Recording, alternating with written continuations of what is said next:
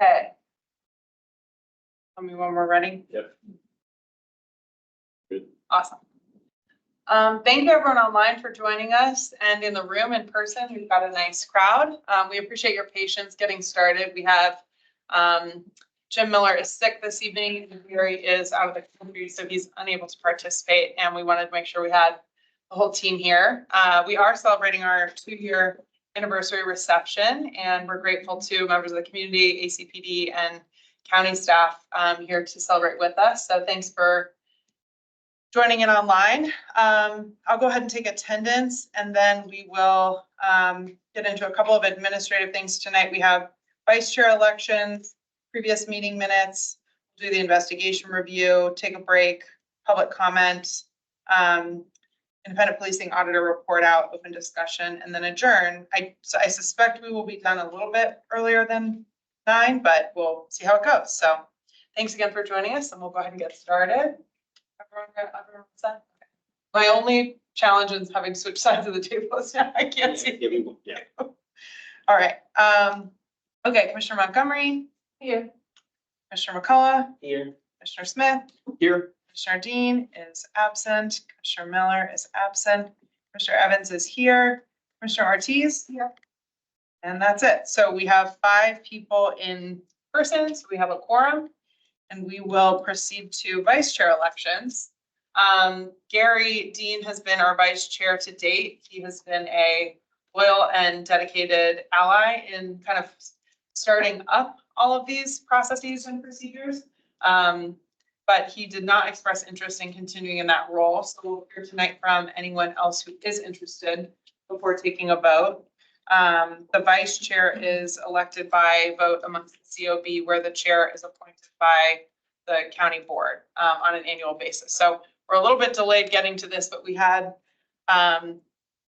we will get to some reflections on kind of our 2 years, but one of the things we're eager to be kind of candid about is this is a new process, it's new governance, it's, you know, a work in progress. And so we've had to shuffle priorities a couple of times at different junctures, and we're grateful for everyone's kind of openness and collaboration in doing so. So I'll hear from any members who would like to volunteer their opportunity to serve as vice chair. Well, I'll take a stab at that. I'd be interested to put my name in as vice chair. My name's David Smith. Wonderful, thank you. Yeah. Welcome to the table. Glad to have you. Yeah, do you want me to just say some things or what? Sure, just, you know. Okay, sure. I mean, like all of us, I've been an Arlington County resident. I'm interested in doing exactly what the board is here to do, which is to improve and continue the process of county law enforcement transparency and trust. I think the fact of the existence of the board is really helpful. My experience has been largely in law enforcement, so I am familiar with the general processes that you go through. But it's an honor, and it's something that I'm interested in, to try to really bring the community and the police even further together. I mean, I'm very impressed with how things are happening with the police department, with the folks that are doing the job, which is a difficult and important job. And I'm also interested to just hear what the community says, because I think there are places where we can serve a really valuable function to create a bridge where maybe there wouldn't otherwise be. And that's what I see our role as, is creating a bridge where there otherwise isn't. So I'm interested to try to help that process along. Wonderful. Thank you, Dave. Anyone else want to be considered for our vice chair this year? No, Dave got it. Dave's got it. All right, well, I will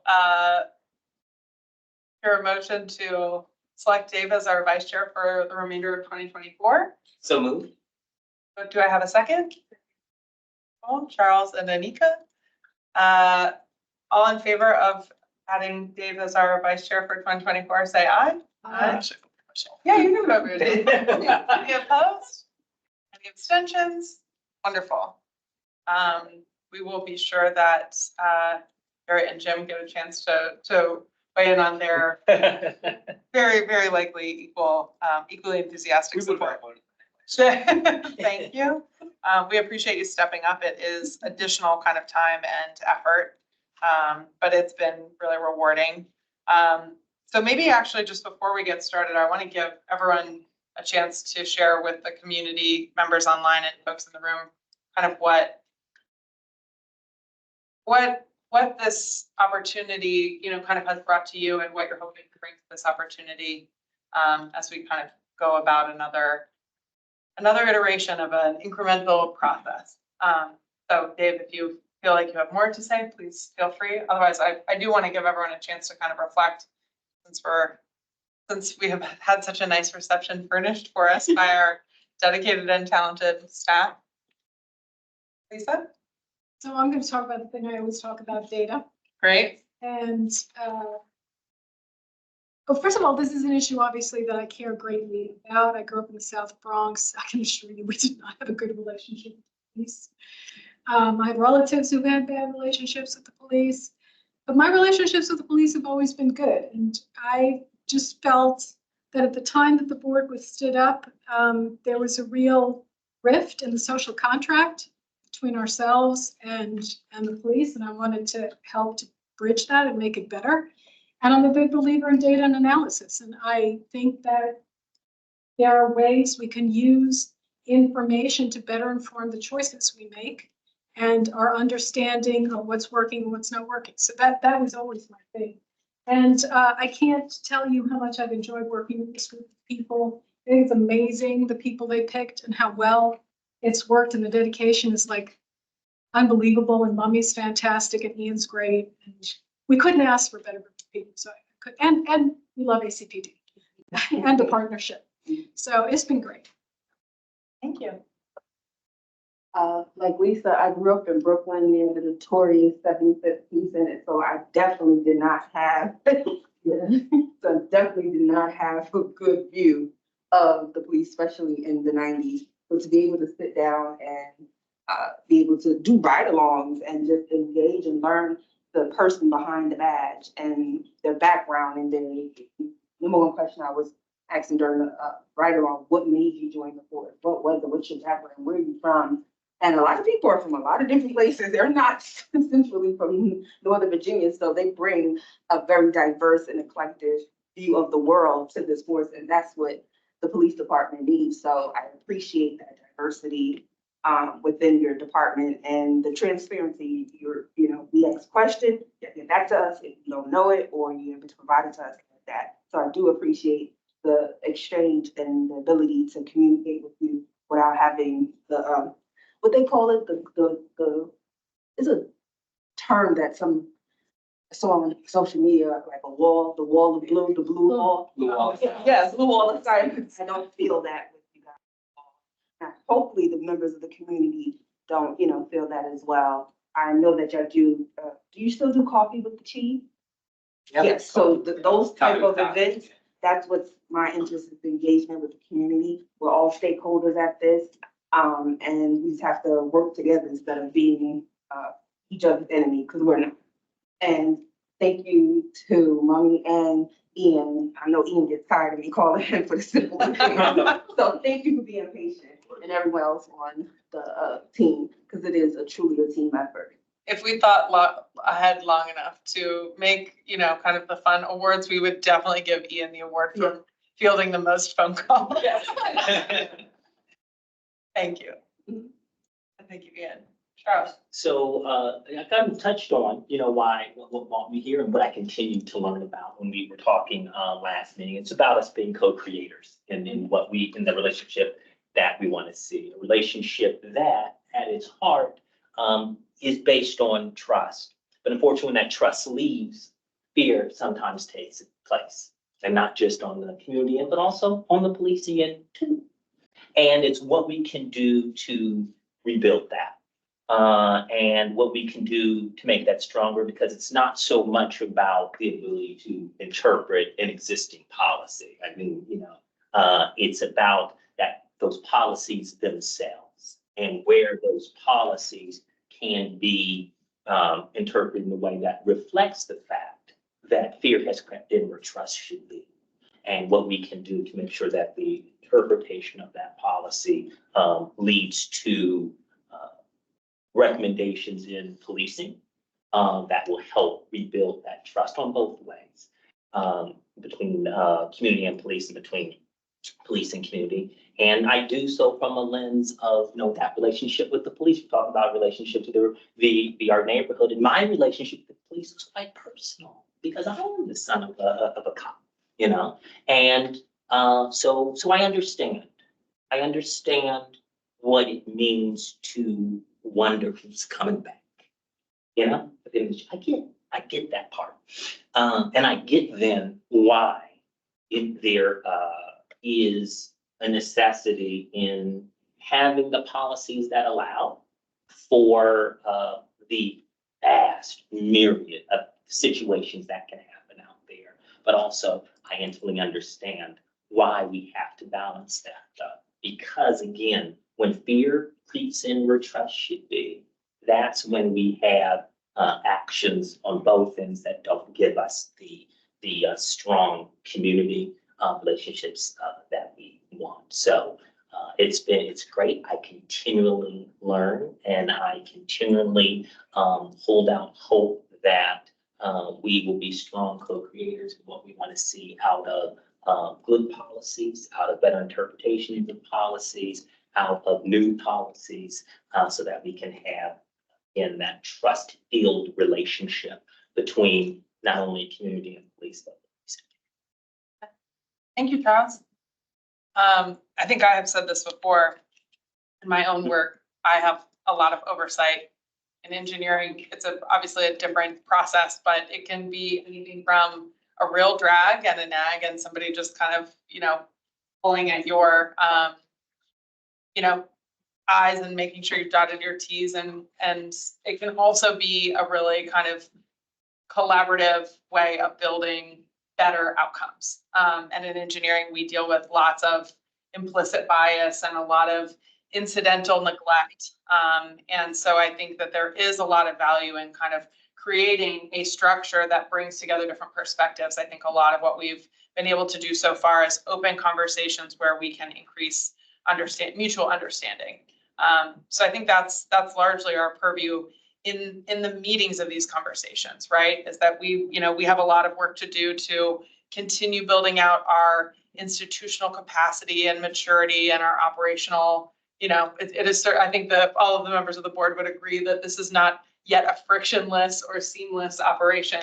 But as we do that, kind of maintaining this dedication to openness and listening and making sure that we hear, what are the factors that, I just don't have access to because I don't have experience in law enforcement, and, vice versa. What do these scenarios feel like to somebody who's not walking around, with a badge and a gun? And so I'm very encouraged by the progress that we've, accomplished to date. And I think we have a lot of, like I said, kind of institutional growth to keep building out amongst the COB.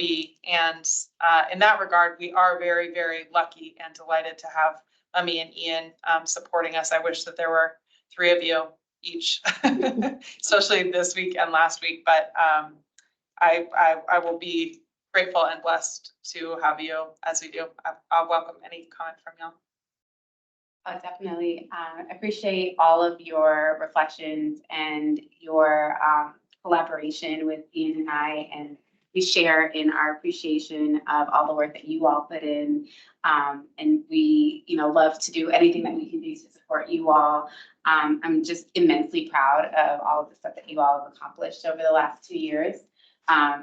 Be it training, be it just like learning the basics of civilian oversight, creating protocols for these investigations, and just really jumping in, and your level of participation and insight, and how much you care and are dedicated to, working through these investigations, and also how you've handled very difficult conversations, and knowing that this is a lot of times going to lead to very hard conversations, and having that like transparency and accountability while also building relationships and working collaboratively is always a very delicate balance. And I feel that you all have handled it so gracefully and so maturely and just so diligently. And so I just want to applaud you all for all of the things that you all have done to get this far.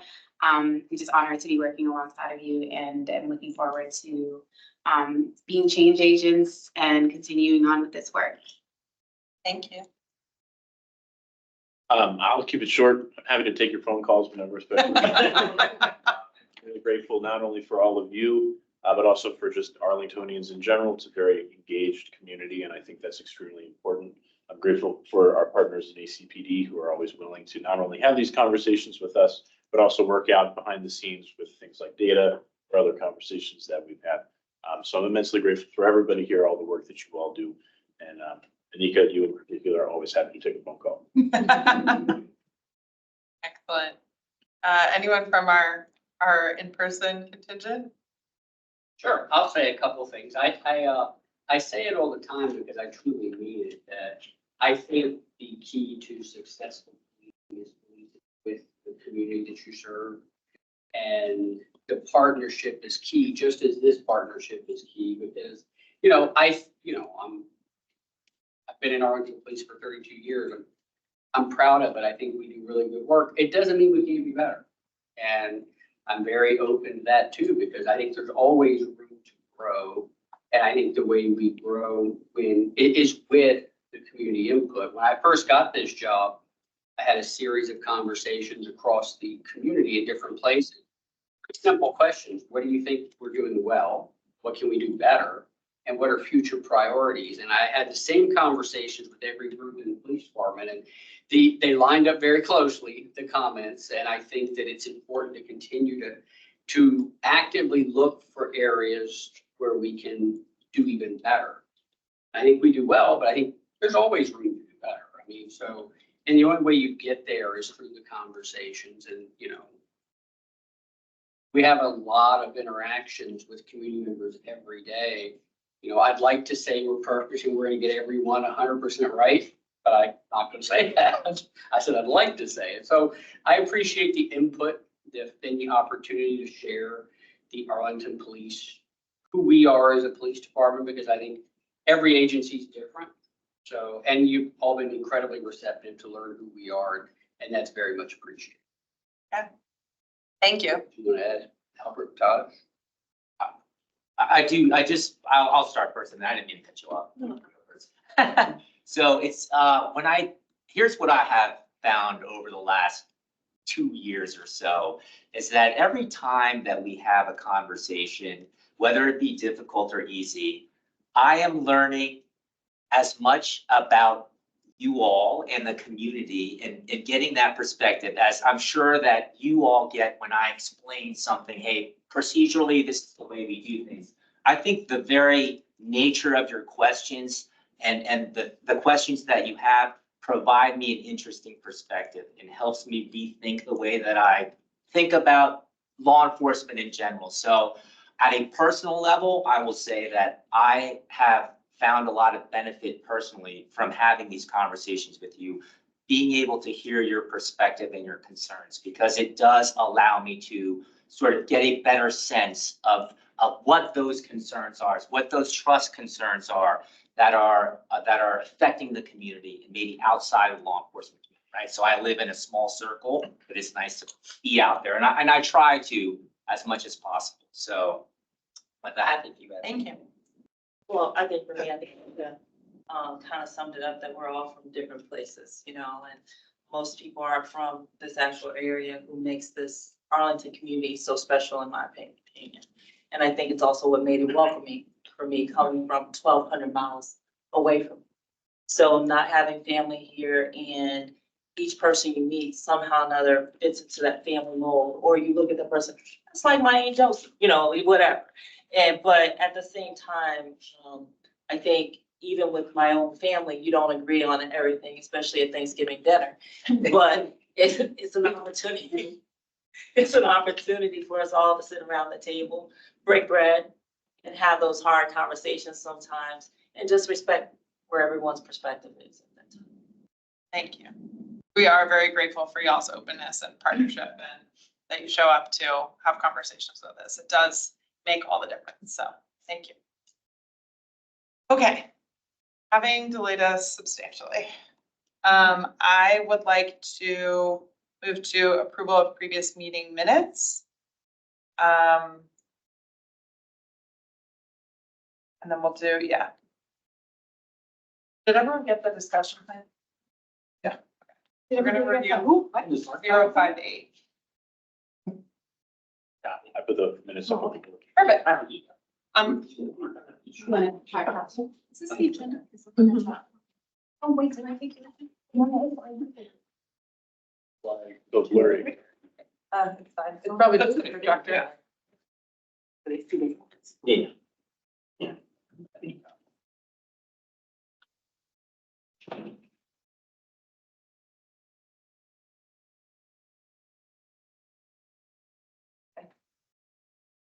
Did anyone have questions on the meeting minutes? Did you all receive them? By email? I sent them out earlier today. Scroll through. You want to just scroll through? so you can-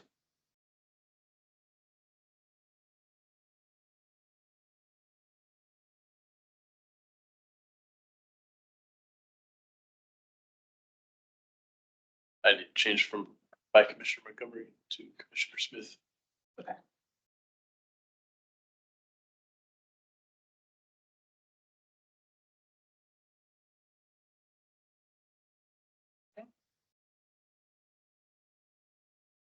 Thank you.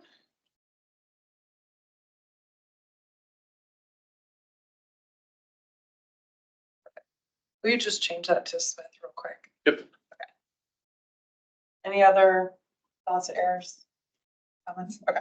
There were no errors in there, and with our format of note taking, that is correct. However, I just wanted to note that I did ask a few questions during my comments during the last meeting, and that wasn't intended as like dicta. It was asking for data, Okay. and if the data couldn't be produced, then an explanation of in what ways we could take to get that data, in the future. Specifically, it was dealing with when the crimes in which guns are the amount of times 2023 that guns have been drawn on civilians, the associated crime, and then the gender, racial composition of the times that was there. So that may be information that exists in some detail or no detail, but to the extent that it exists, I asked for that. And if that's not able to be produced, what parts and why.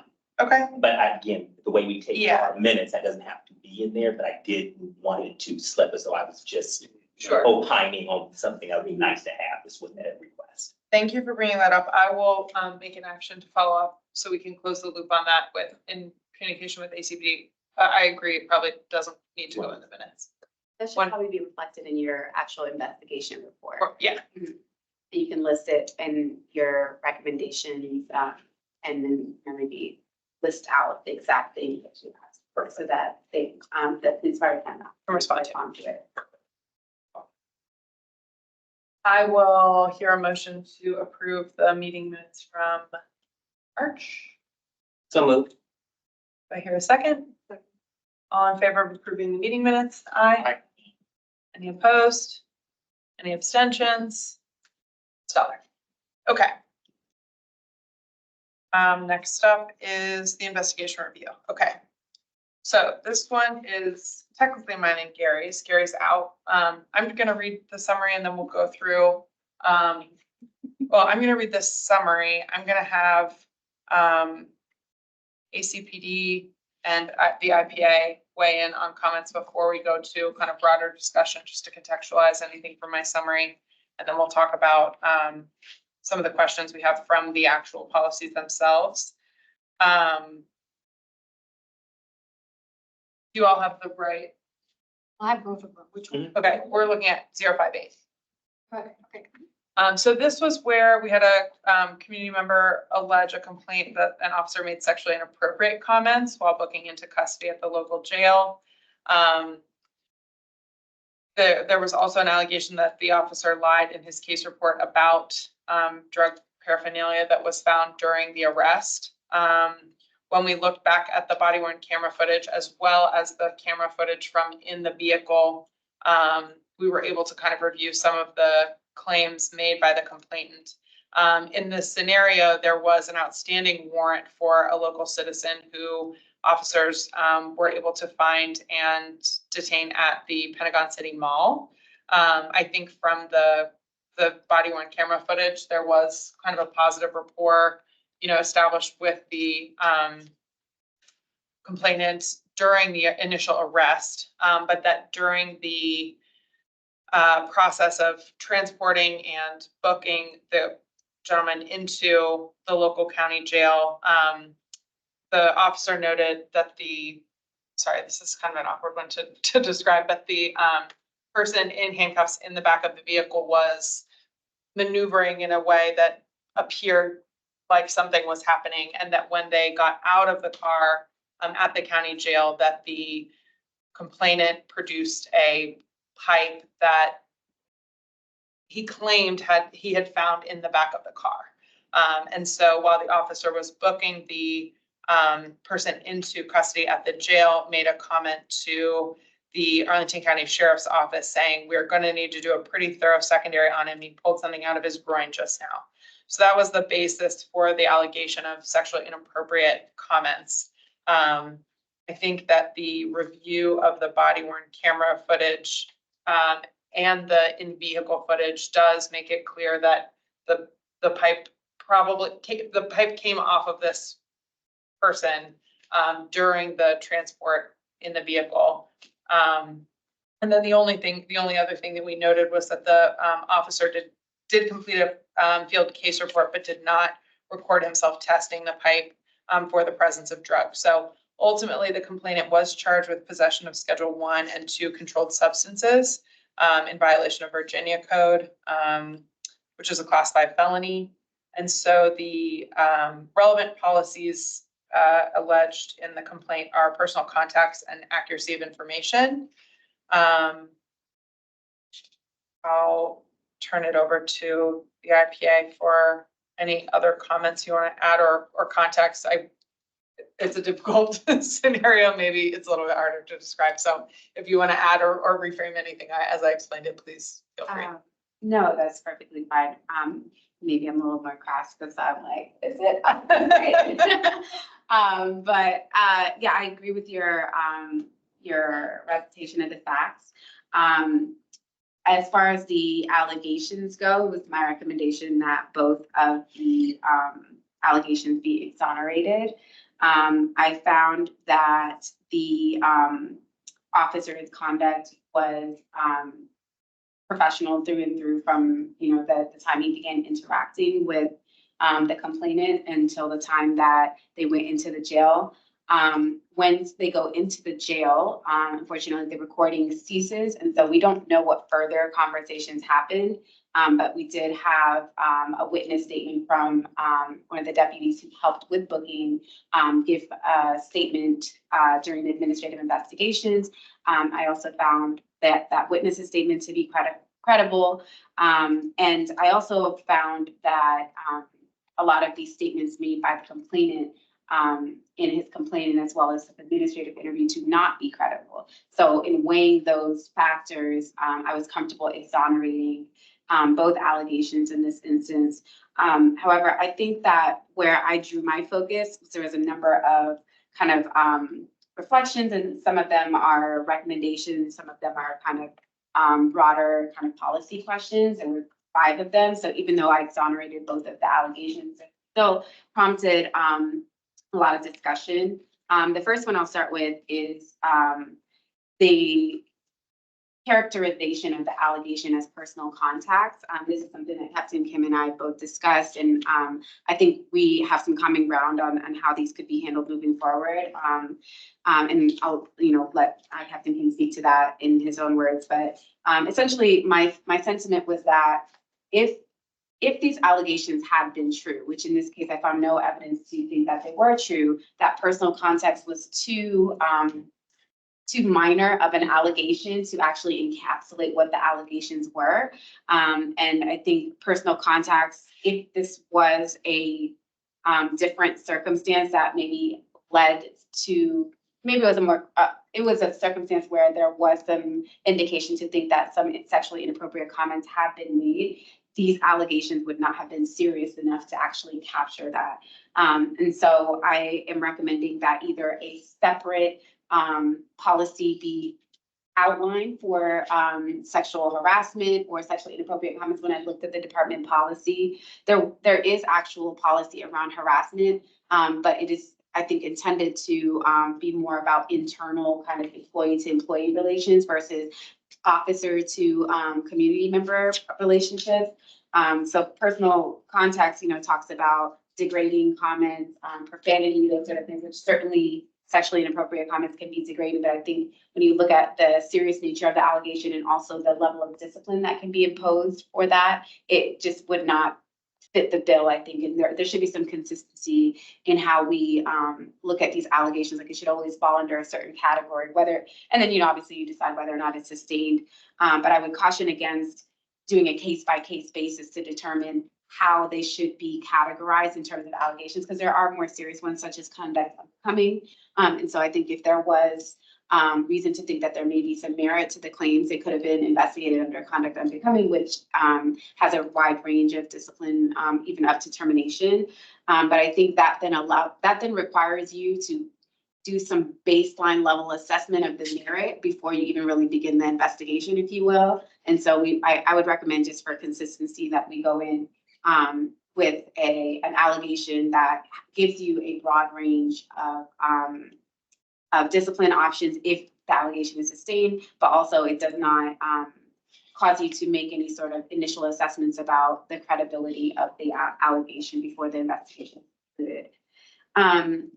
Second, I made a recommendation around enhanced protocols regarding the jail transport. And this is obviously understanding that you all are juggling a lot with staffing issues and different things like that. And so you may not always have the hands on deck, but when I saw the officer pull up to the Sally Port where he was transporting the complainant, and then, it could have just been a very simple interaction of, I'm gonna, lock up my service weapon, I'm gonna take it into the booking process, and, nothing happens. Just so happens that now all of a sudden you have someone pulling a pipe out that, you suspect now has drugs in it. And this was not a part of the scenario. So I'm thinking about, how is the officer going to manage all of these tasks, right? Like, so you have to make sure that you're following your safety protocols of, locking up your service weapon and making sure that you're getting this person safely transported into the jail, that person does not, run off. But now you have this other factor of, now I have to figure out what to do with this pipe.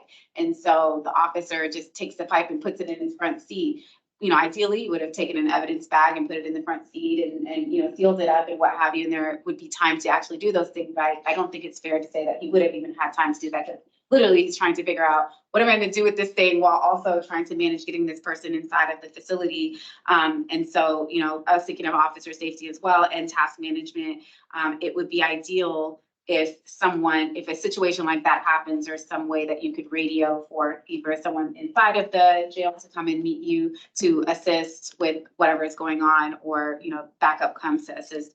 I understand in this circumstance, the officers have to do the best they could in those circumstances. So it's no fault at all to the officer, but just more so that there wasn't a pre-existing, protocol for backup in that situation. So it's just something that we may want to think about. Both for officer safety and then also for, preserving evidence properly. Then one thing I wanted to clarify was that I made a recommendation in my report regarding evidence testing, and that it was not recorded on body worn camera. I found out that it actually had been recorded on body worn camera. So it just was not in my profile on evidence.com. So, when we look at these videos, yeah, and it kind of goes to, how our access is set up, but basically, someone from ACPD, usually Captain Kim or, someone from his staff, has to manually transfer those videos into our files. And it was uploaded onto our systems. I don't want to I don't want to infer at all that it was not given to us, but it wasn't tagged with the other videos. So when I go to look at the list of evidence that was under this case, that video wasn't there. And I believe I made a comment maybe during our investigation around it, but I don't have any reason to think that Captain Kim would have known that it was there if it wasn't showing up in my list either. And so basically, I said all that to say, I did have a chance to review that earlier today, and there was a filming of the testing of the pipe to ensure that there was a presence of drugs.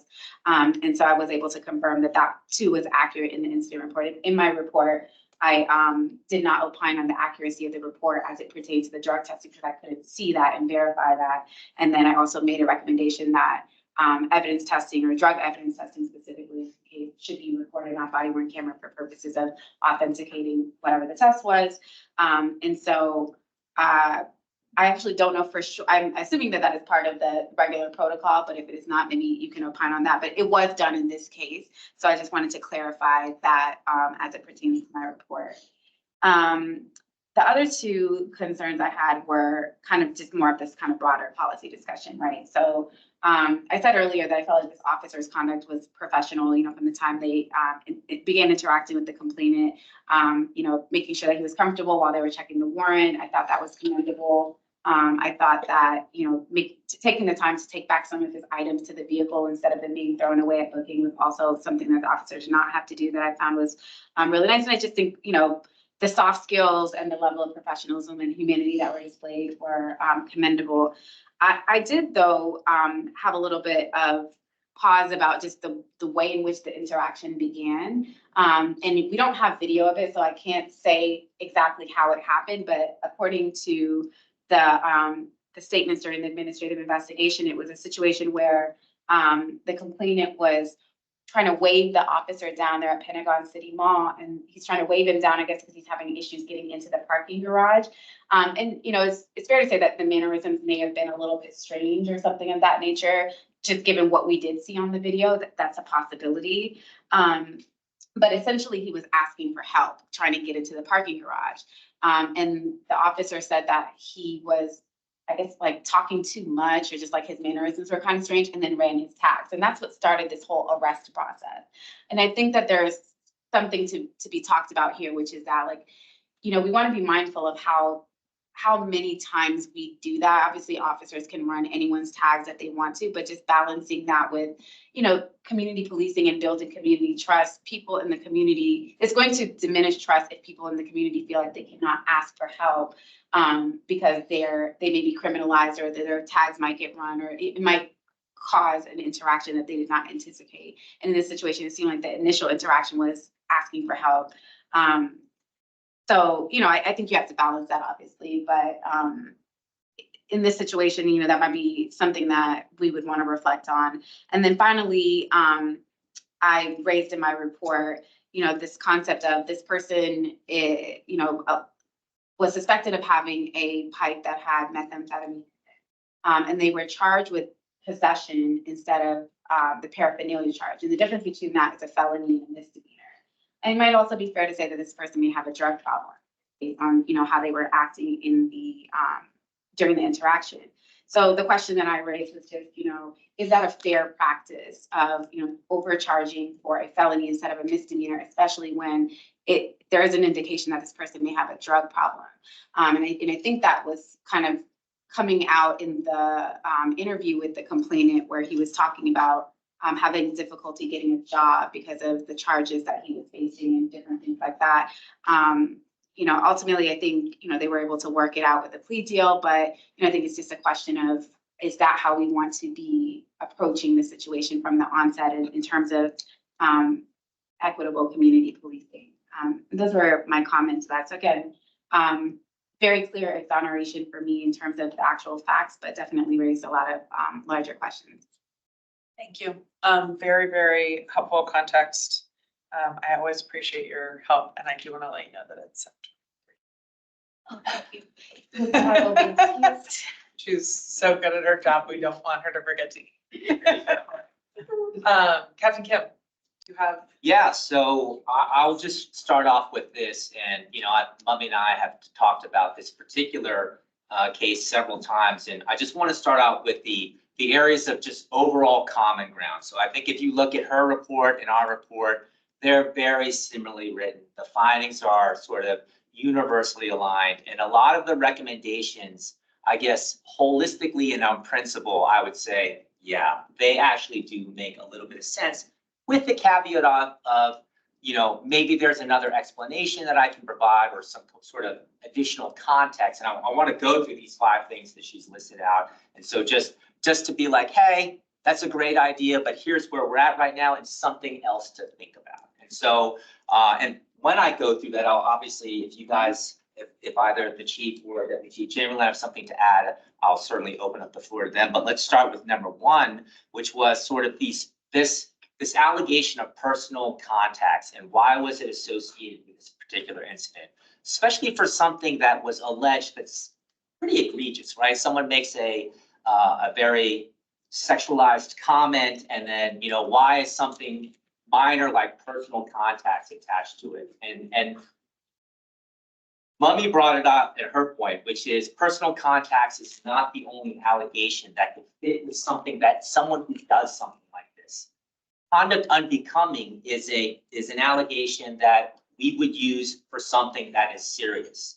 And so the counter to her argument, which is that we should always assign a particular offense based on what it is the reality is how we do investigations is there is a overall look on everything. We gather up the documents. We'll look at the body worn camera video. We'll start to process the evidence that's related to an investigation, then make a determination on what allegations to do. That's the same thing that happens in the criminal world, right? You collect the evidence and then you say, well, the evidence suggests that this crime has occurred, and so the appropriate charge is X, Y, and Z.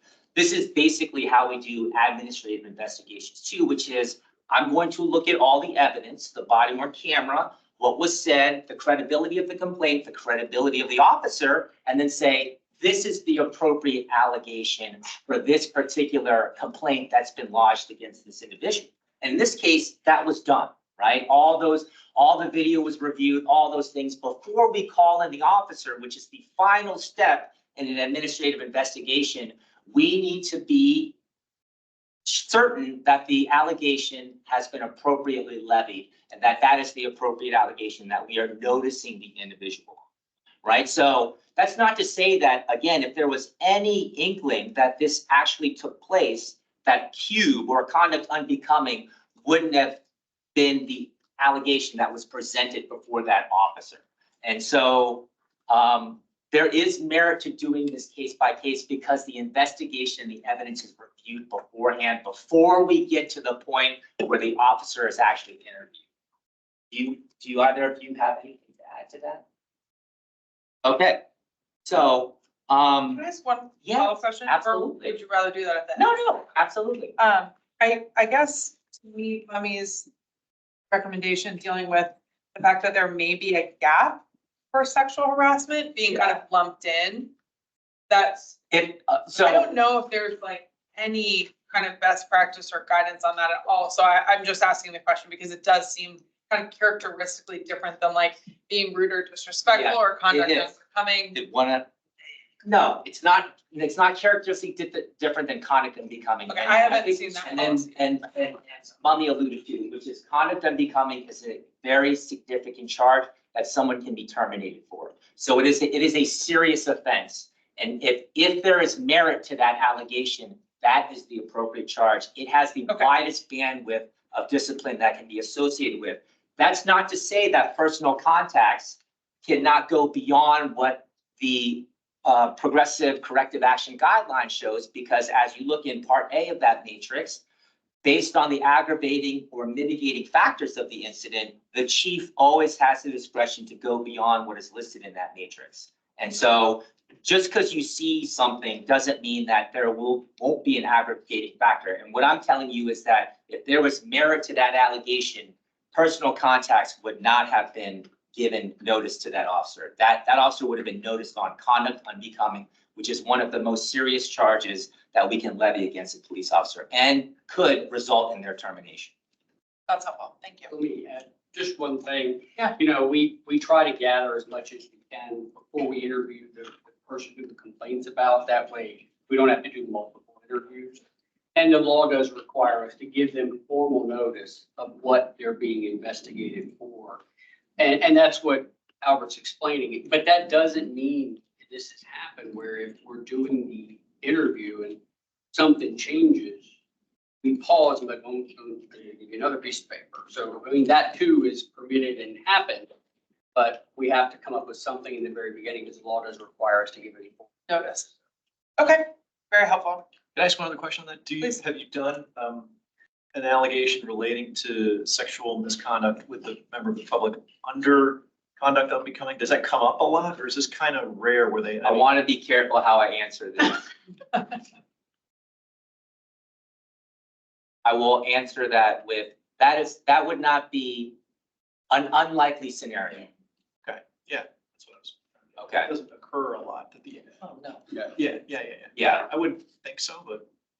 What about the other element of the harassment policy being more geared towards internal, like officers? That's true. That's, if you look at the harassment policy, that is geared toward more internal things. Because if you think about sexual harassment as a term, that really does like refer to employee relationships or employee relations, right? Sexual harassment, when it's commonly, I think people commonly think of that as employee relationships. I mean, it can be thought of as like a stranger sexually harassing you. But in our case, there is that serious charge, which is a broad band of things. It's not just sexual harassment. It could be another type of harassment. It could be some, something just as egregious, but doesn't have anything to do with sexual harassment. And so this allows us that bandwidth to say, this allegation is serious. There is merit to this claim.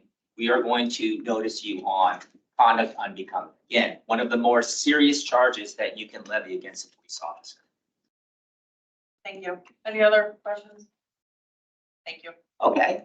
So secondly, there was one of the recommendations, which I don't necessarily disagree with, is this enhanced protocol if something happens in the jail and like basically you get the same set of circumstances which was confronted with this officer, which I actually thought the officer managed very well given the circumstance, because the guy kind of just presents it to him and he's like, okay, what do I do now?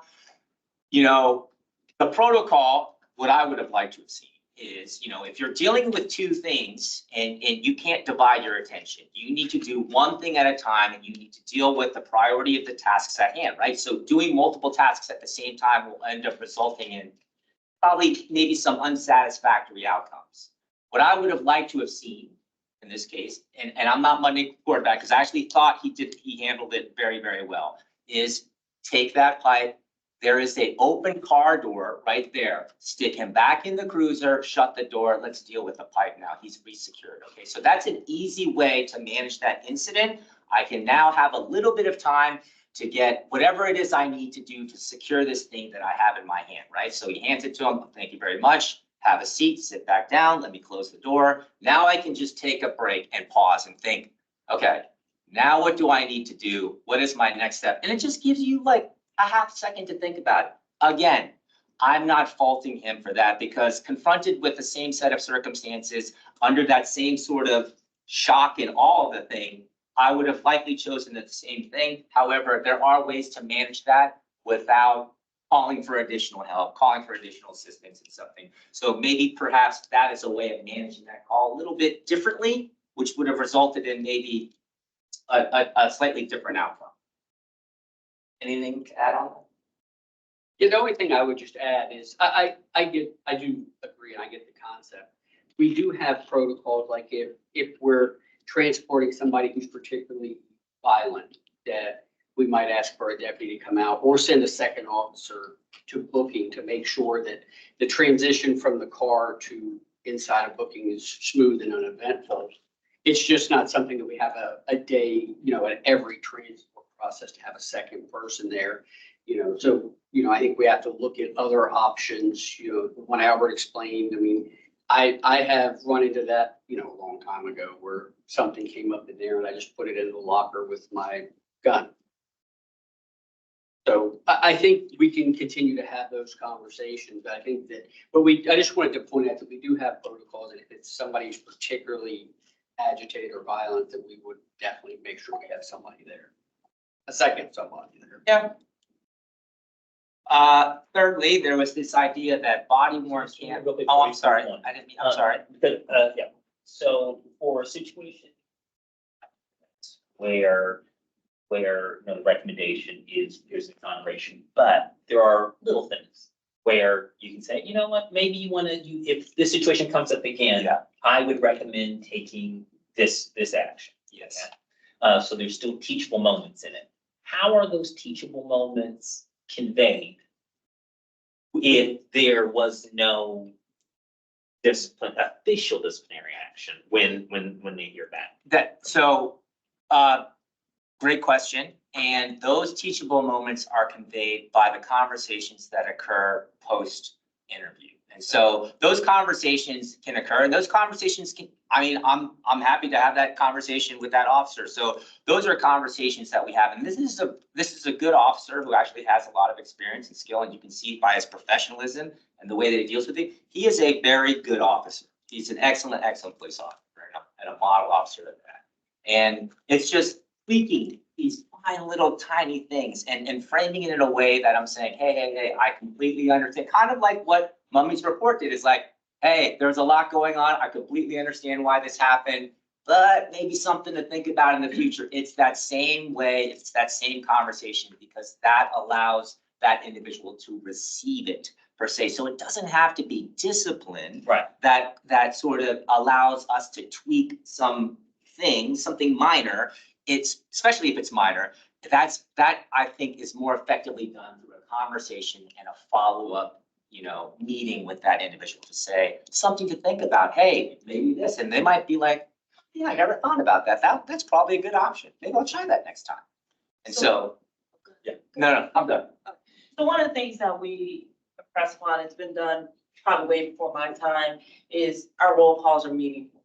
And what that essentially means for us is that, when he went back to roll call the next day, you say, hey, is there anything to follow up on? And a lot of times those conversations happen there. This is what happened, and this is what I experienced.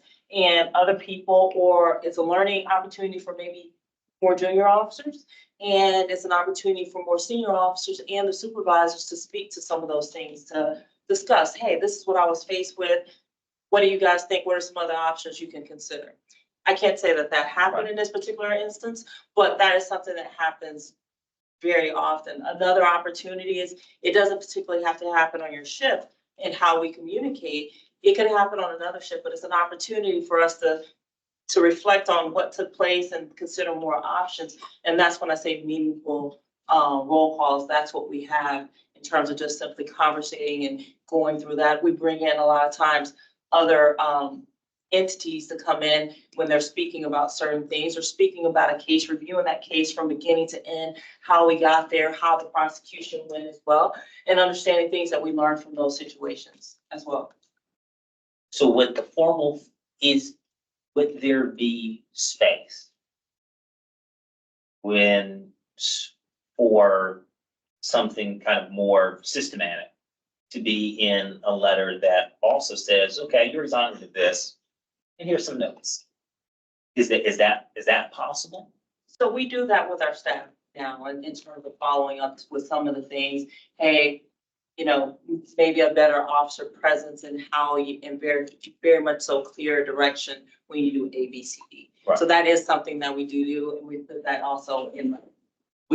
Yeah, so we actually glad you brought this up. We do that for use of force reviews that occur. Those officers get that direct feedback about, like, this policy, this was done very well here. You did this. I think Deputy Chief Chamberlain started that, actually.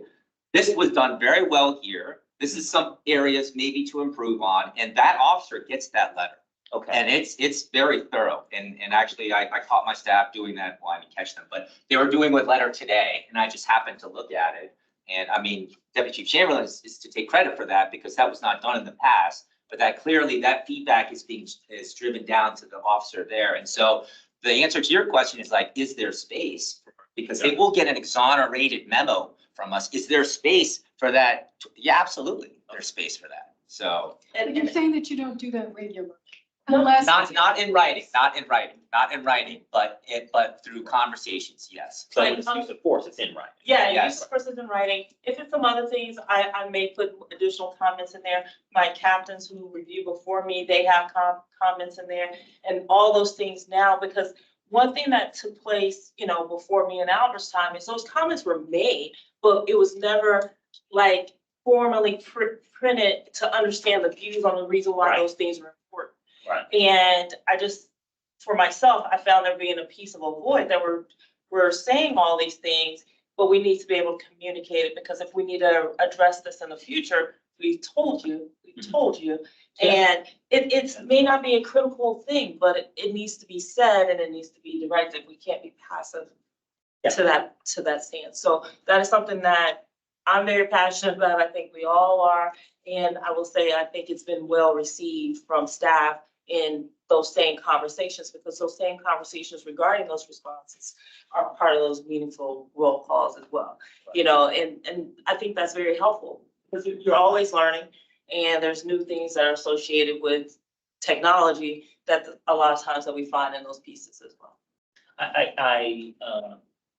I'm thinking that, there may be some conversations maybe, that extending that beyond use of force to, across the board, when there are things where you will find, we exonerate, but there are just tips. If that was there smackly in writing, because we know the person's gonna look at the thing. We know that they're going to, read it all the way through. So if that was in writing, I think that would be good, because, also with some of these things, I would imagine, with roll, and I'm glad you all do the roll call thing. You talk about a lot of the ways you use roll call in a very healthy and productive way. I think it's a very good thing. But, with some of these situations, if you were to bring this one up, for example, I could easily see where the whole totality of the circumstance could sidelight the teachable moment, because like, what happened, when, where? Whereas, to make sure it's impactful for the officer, being able to have those notes, in that letter may be something that to be more systematic when it's beyond use of force. That's just a thought. Yeah, no, I agree with you, Charles. And what I would say is, knowing this officer, I bet you if I brought this up with them, it's like, hey, if you were gonna do that again, would you do it differently? I bet you he says, oh man, I should have done this. Yeah. He would not have repeated that. So some officers will just pick up on that because they realize after the fact, I could have done that a little better. Some people you gotta coax a little bit, give a little bit more coaching to, but you kind of got my gears now. I was like, I bet you if I asked him right now, he would be like, yeah, I wish I had done it this way. And that's a huge part of our difference in our field training program. Mhm. A lot of those things are passed from the training officer and those larger discussions amongst the field training officers. Hey, this is what we saw. And I say that from a perspective of, those things that we're seeing that may be a couple different things. Like if you have a recruit officer and you find out in those conversations when we're around the table that 6 recruits are doing this, and this is just not, where does that really come from? And so one of the things that we work with our academy staff, as well as our field training officers, our training staff internally, is we'll identify those things. And we will definitely address them, whether it's in any of our quarter trainings and things like that. Some of the things you guys even experienced in the midst of your training out at the academy are those pieces. So the communication, sitting around a table saying, hey, this is something I'm seeing and I think we could do better. And so the chief always poses the question of, what do we do well? What do we need to do better? And what things do we need to make sure we're continuously doing at a very steady pace? And I think we do that often, especially whether you're talking a tactical environment and look at those best practices constantly. Can I ask you just a follow up on that, sort of a diversion, but interesting. Is there a framework, and if so, what is it for the field training officers to get together to share that information? Yeah, they have group meetings once a session. Like they'll do one before the session starts, and they'll do one at the end of the session, and that's how we'll find if we see something that's a pattern, whether you're talking to just all police employees. I mean, we've learned some stuff from the Commonwealth Attorney's Office as well. So you'll get that information and see where those shortcomings may be and how we can improve on those. When you say session, you mean, academies? Academy session. They come out, they go into field training. Before that field training starts, we'll meet with the FTOs. They'll get like sort of, here's the latest updates.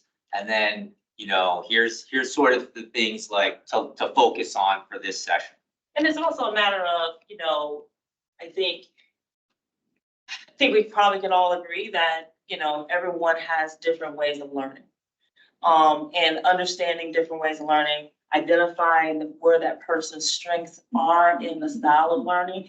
And a lot of times you may have a field training officer that operates in this capacity, and another one may actually be more suited to teach this person. So those conversations are had to ensure that we're making those good connections as well, so the person's able to truly excel and succeed. Yeah.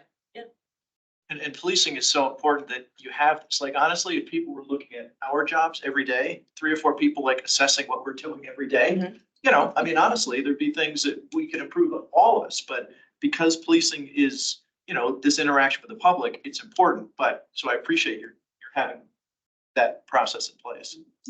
Do you ever give the officer or any type of feedback that we have in these meetings? Do you give them any type of, I have, feedback? I have. Not just this Yes, officer, yes, but I have. overall. Now, this just started, remember, we just started this process, but I have Good personally had it. and the areas of improvement? Yes. Okay, good, make sure. Well, I mean, yeah, I will.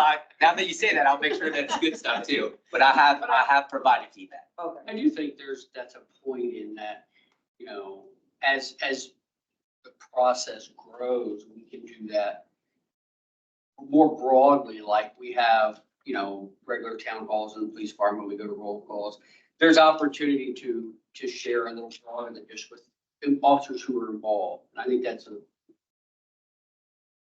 a different conversation, because I think it gives everybody an opportunity to just hear different thoughts and honor different things. Thank you.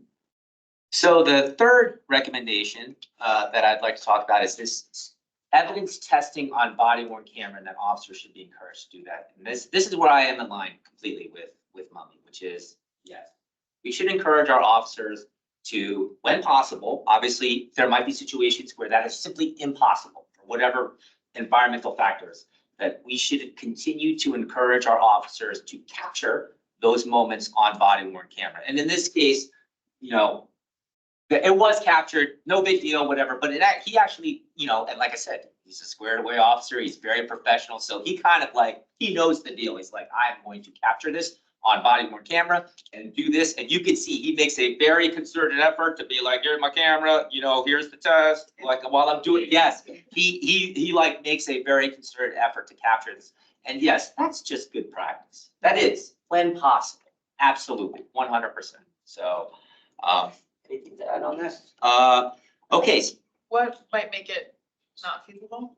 well, I mean, well, I don't want to get into the what ifs or whatever. But if there was like, you know, let's say that, you know, I mean, there probably is very few circumstances. And I mean, you're challenging me on this, and the answer is there's probably very few circumstances. That would be impossible. Yeah. But I don't want to rule out the possibility because I can't think of it Sure. right now. So, but yes, I will say that there's probably very few circumstances. Yeah. I just wondered if there was like a Yeah. typical environment or a something that would pop up, like that would introduce PII or something. Yeah. So Or not, if you're dealing with fentanyl, maybe. I mean, I don't know what the protocols where it could be dangerous. I don't know. Yeah. So you guys are thinking of that part. so not all of our officers have body worn cameras, but anyone in patrol does. So if it's someone that's outside of patrol, that may be another circumstance. Thank you. This is also a situation though where the sheriff's office itself can help us. Like, for example, when the ride alongs, we went in on alcohol issue, the machine to test it in a set area, you know, so I mean, so a lot of these things can happen in a way where, again, this comes down to funding and, you know, the area down there is could use some more funding. I'll just put it that way, if anyone's listening. Definitely use more funding, at least the area that the police have to use to finish the reports and all that kind of stuff. That's an area that definitely use more financial support. But there could be just cameras that are in there. I actually thought maybe it's just, I swore there was a room at least where there was cameras in adjacent to the area where But the not- alcohol part, Right. where you tested But- that machine, right, exactly, in that area. But maybe it's because also we were near where the particular person was too, and we had to keep eyes on them. Right, so the one right. office does not, but yes. Okay, yeah, okay. So I want to get to the next one, number 4, which is, it's an interesting one, which is, and I'll frame this the way that I understood the question.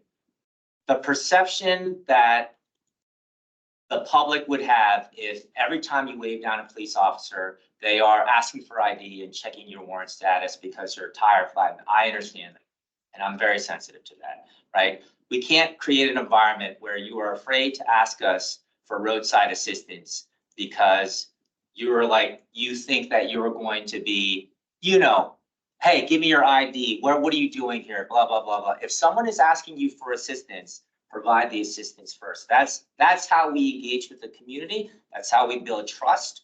That's how we foster a better collaborative environment, a partnership with the community. So on that, I understand that completely. In this particular case, I would say that the officer, did notice some awkward waving to him. And he says this in his interview. He has someone in his family who exhibits certain things, and just notices that to be slightly off, right? Why may that be? It might be because of a health condition. It might be because you are high on narcotics. Okay, so there's an additional indicia there of some sort of activity, and it's not just an individual waving down for help, which I'm very sensitive to, right? Someone who's just waving down for help saying, hey, and there's a flat tire on the car and saying, hey, officer, can you please help me? Like, my tire is flat. I understand. We need to provide that assistance. We need to protect and serve the public. It's when we get into situations where there might be an inkling there of some reasonable articular suspicion, something that you've exhibited in your past training and experience, that there might be some criminal activity afoot, that spurns on this sort of, okay, this went from him asking me for help, but clearly there's something else going on here. That's what I believed happened in this particular circumstance. Mhm. Okay. I agree. I think, that particular dynamic is always going to be a judgment call.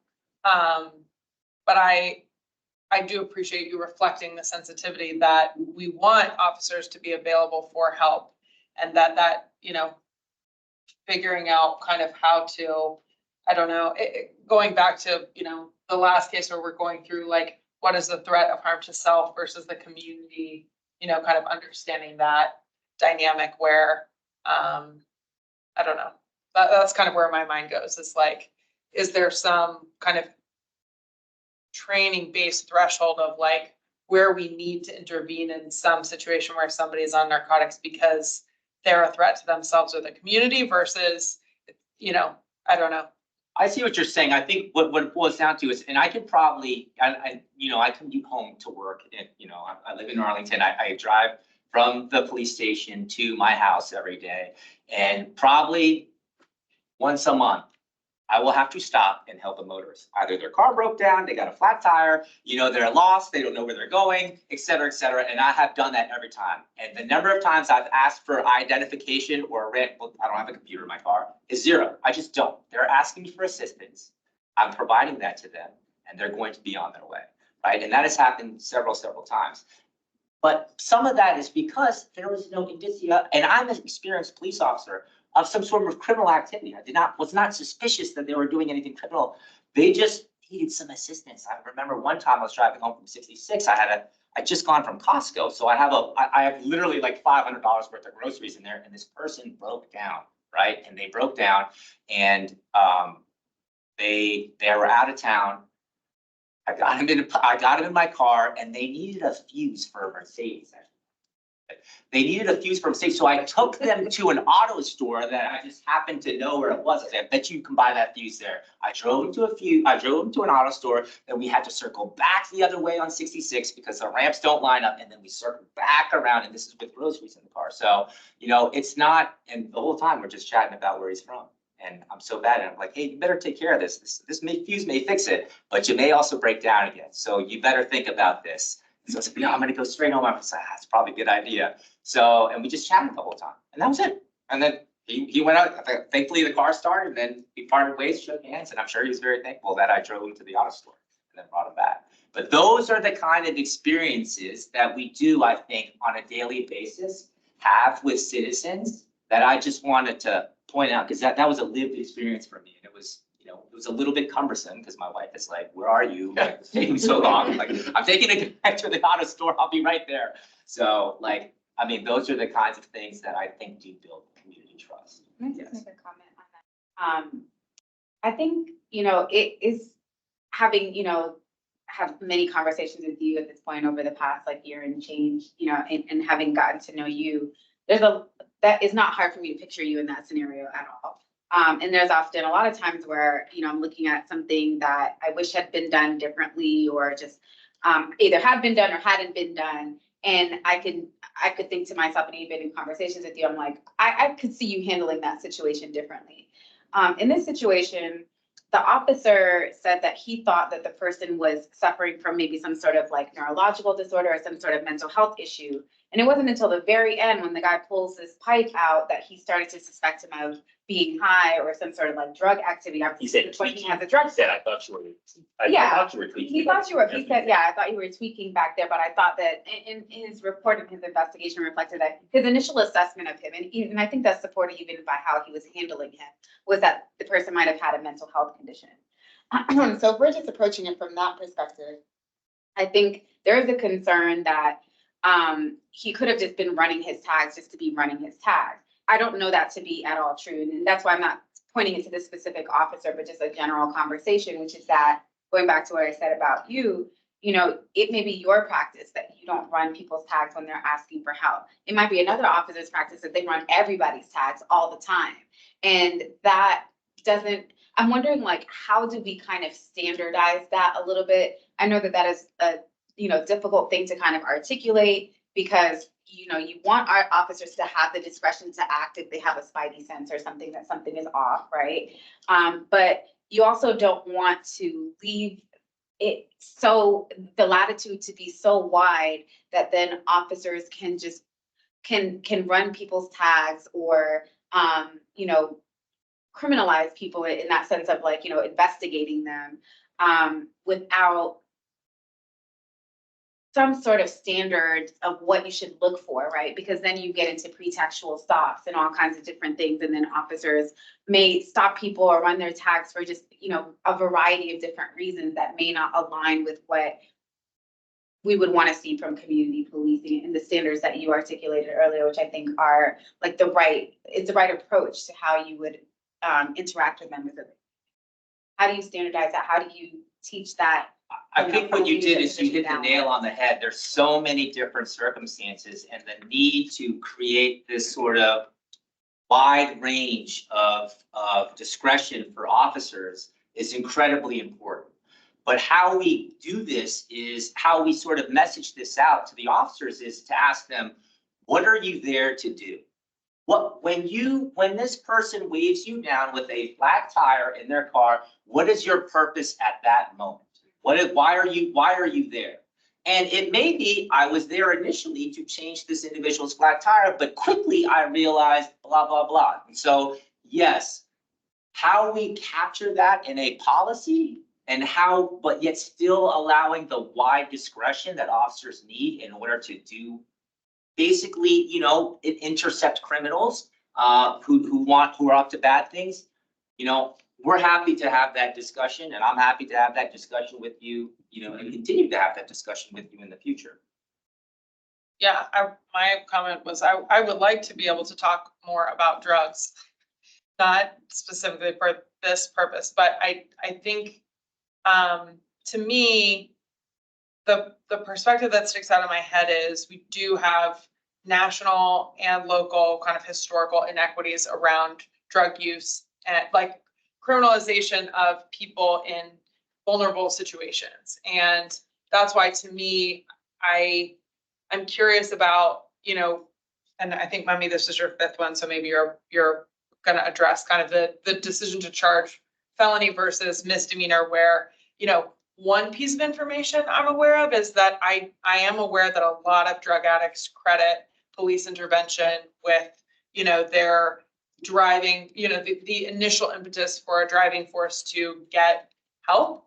But I am also aware that there are kind of, you know, related to marijuana, which is obviously a changing landscape in Virginia, you know, from a legal standpoint, but also around opioids, where I don't know, I do feel like in my head, I would like to think there is a litmus test of people being a harm to them, a consideration in officers' minds about, does this person pose a threat, you know, to themselves or others? Because, but I don't know, I made a note before we kind of came to all of this that is something I would like to find some training on for the COB is, you know, what are the kind of historical and emerging best practices around police interaction with people who are like currently on drugs versus, you know, people who have dependence related kind of systemic things. So I'll let you kind of speak to the fifth one, but that was my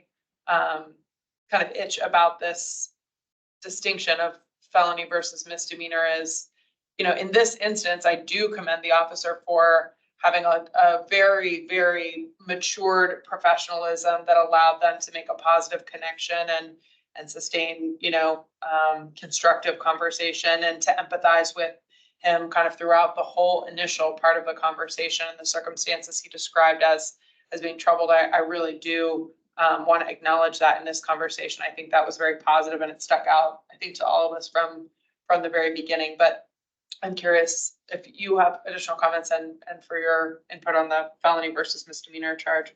Yeah, so, I mean, at the end of the day, if the evidence suggests a particular offense, then that's what the offense will be. So in this case, there was a drug test that was done and felony drugs was discovered inside the pipe. But now let me rewind back. Think about how this officer came upon this pipe. The individual attempted to secrete the pipe. The individual never disclosed that this pipe was in his possession, which may have resulted in a different outcome with that pipe. This individual then, as he's being driven to the transport area to booking, begins to sort of take the pipe out in an attempt to discard and destroy evidence. Okay, so all these things are lining up against this individual as to having some deference for a misdemeanor. Okay, so then the individual comes out and then lies to the officer clearly and says, oh, by the way, this was rolling around in the back of your car. Clearly, that's not what happened. And the officer knows this. Okay, and so all these things line up. And when you say, is there enough evidence to make this charge? The answer is yes. Are there other aggravating factors that sort of merit this charge being levied against this individual? And the answer is how this pipe became upon by this officer.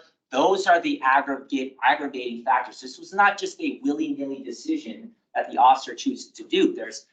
I just named 5 or 6 aggravating factors as to why a felonious charge in this case may be more appropriate than a misdemeanor charge because of how the pipe was come upon.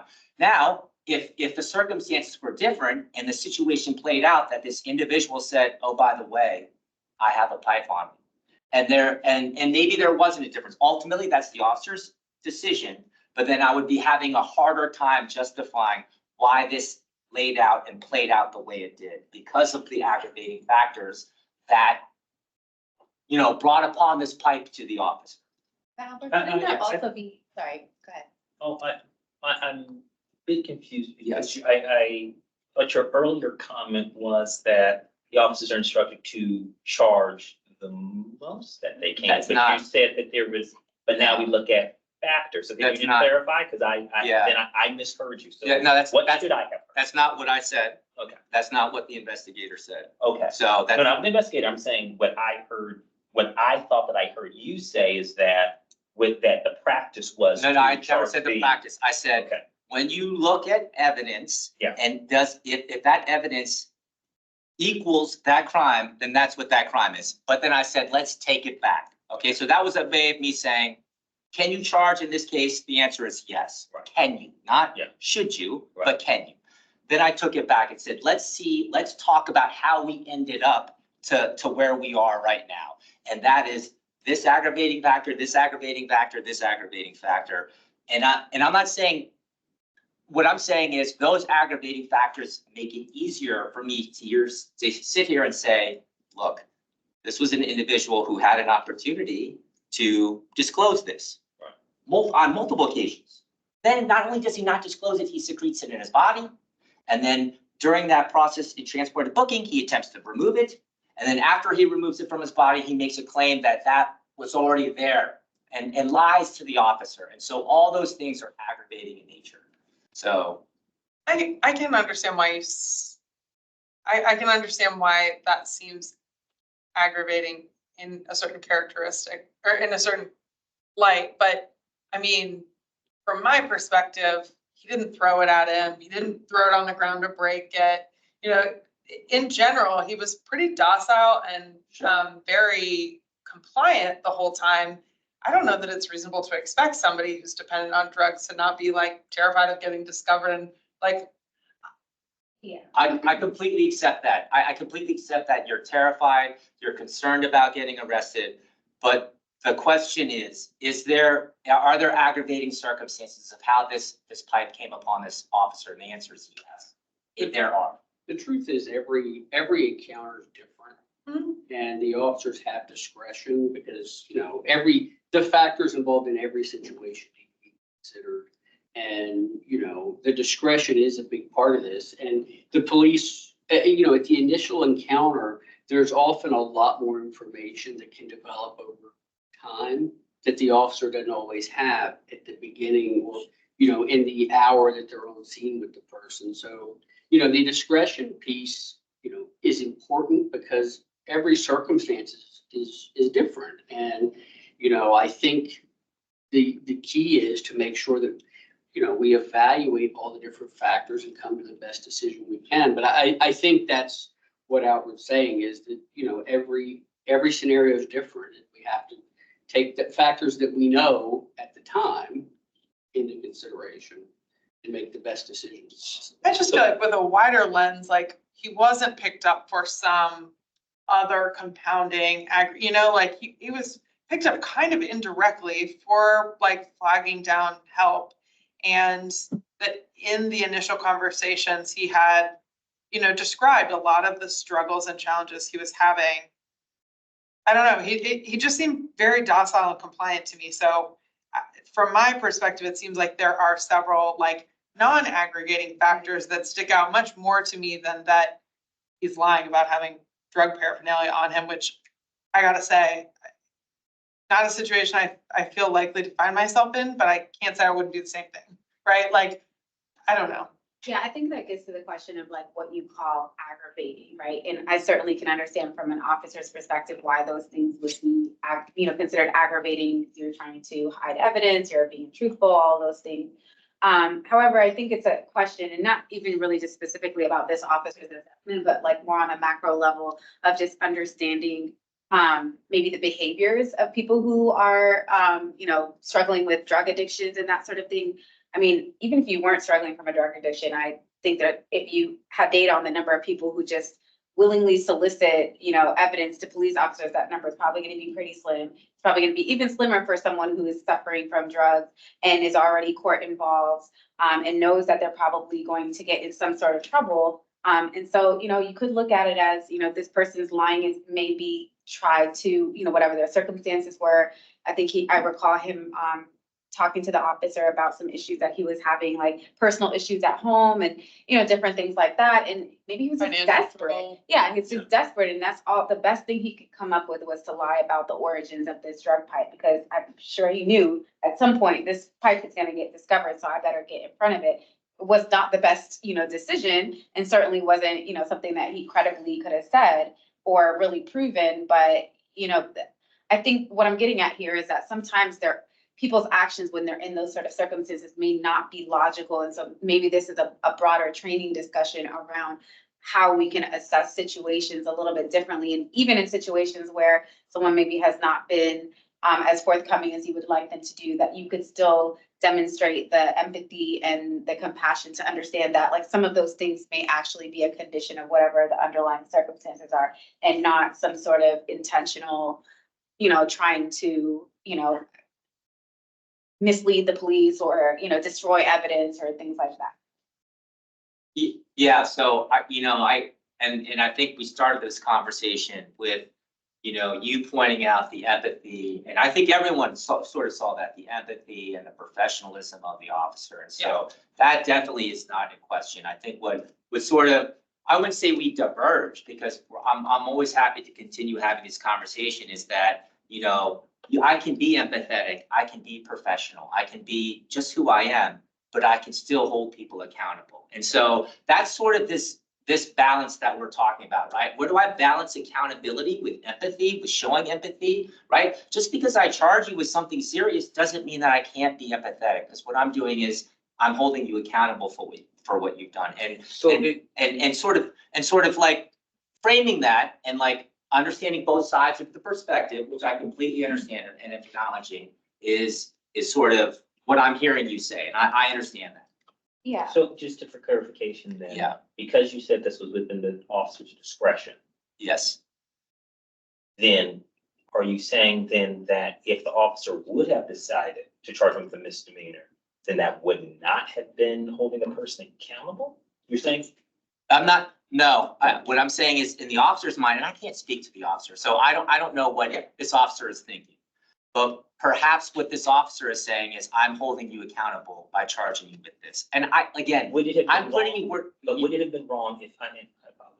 Yeah, Would it have been wrong for the officer to charge him with a misdemeanor? I get why. would it have why been was wrong? acceptable for him to charge No, with a. can he legally do that? Yes. Okay. So, and I know that, thank you for the Commonwealth's attorney is here, and I know that generally our conversations are with the police department, but at some point I would like to know what happens in general after, a charging happens by the cops, and what happens then when your office takes over. But I know you want to say something first before that, and then maybe if that's okay with the chair, we could hear from the Commonwealth's attorney, just so we know what would happen after something like this. Yeah. Only if it doesn't discourage her from coming. That's what I get for coming. I know, only if it doesn't discourage future. We can talk about that.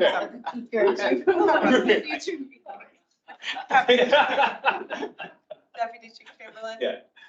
So I think one of the things, in reference to what you're saying as well, I think that's what's part of the process. And there's a lot of different opportunities for the ultimate charge to go forth, and what actually is prosecuted and how they're held accountable.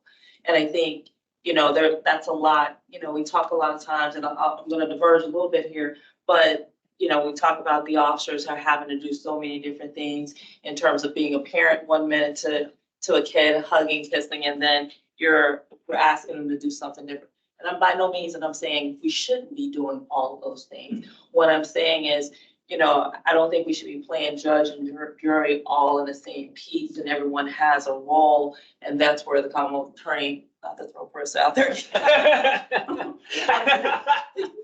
have an opportunity, and her office does, to review those things, and such as this, as you're saying, is the paraphernalia charge. Yeah. And ultimately, that's what it was pled to. So I think those systems and those processes and everyone having a role are very impactful as well. Thank you.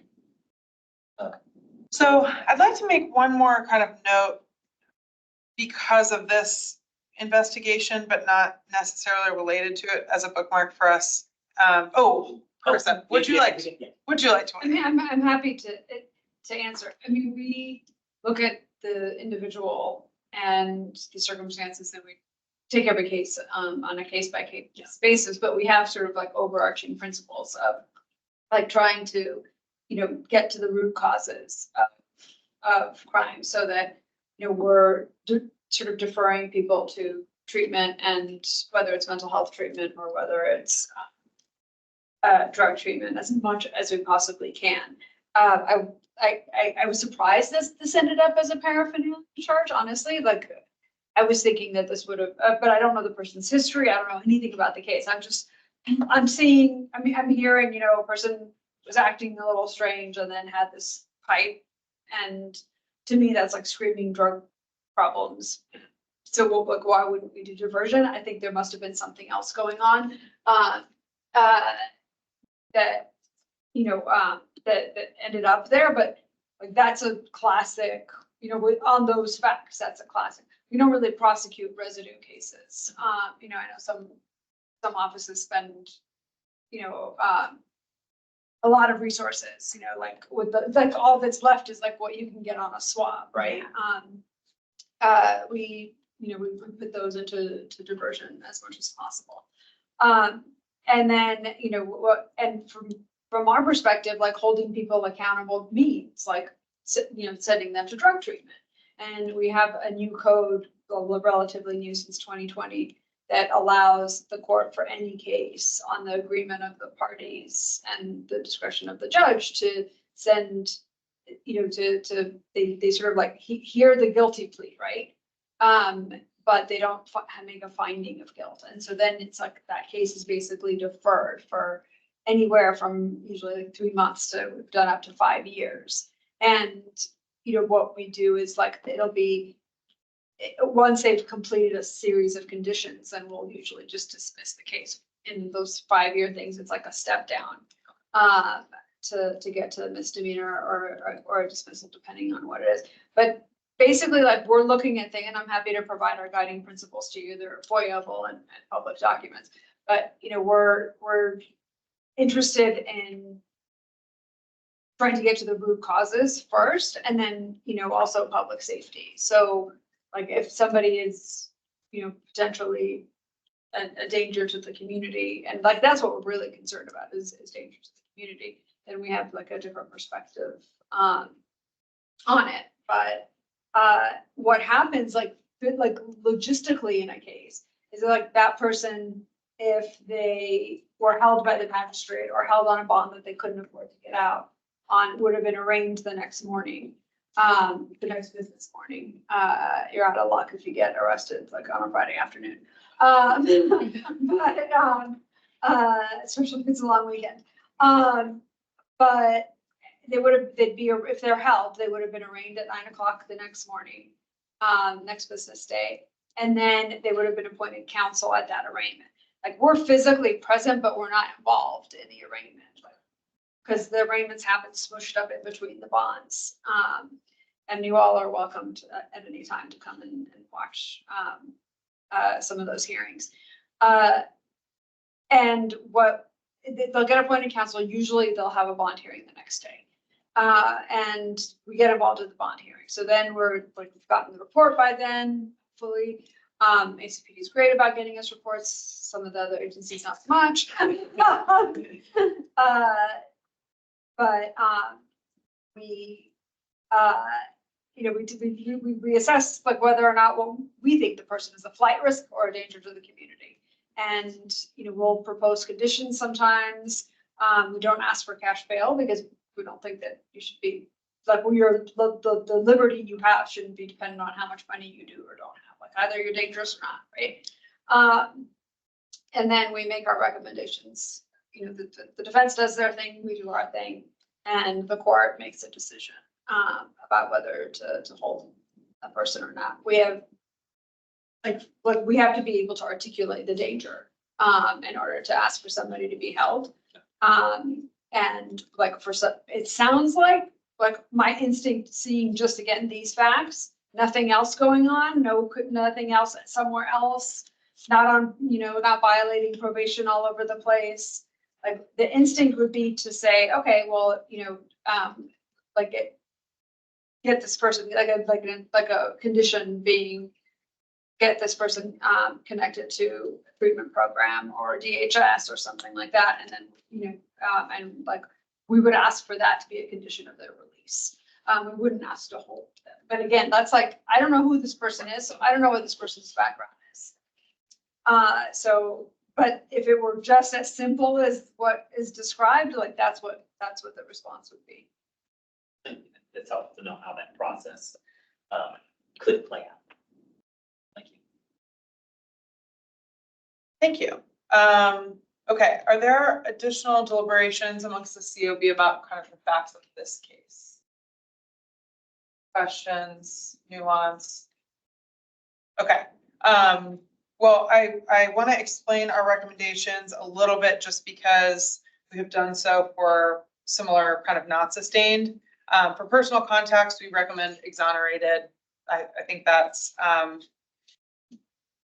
think we've covered kind of why in this conversation. For accuracy of information, my challenge between exonerated and unfounded is that, I mean, in this instance, it does seem unfounded that the officer lied about where the pipe came from because the pipe clearly didn't come from the car, but where the pipe did come from isn't something we can prove. So similar to where we've talked about, we can't exonerate or we don't exonerate claims of bias where we just don't have the right information, we not sustain it. So in general, I think that this allegation was false, but I don't know that we have kind of the evidence to conclude that this is unfounded. So our recommendation is that we find that the COB find both of these allegations to be exonerated.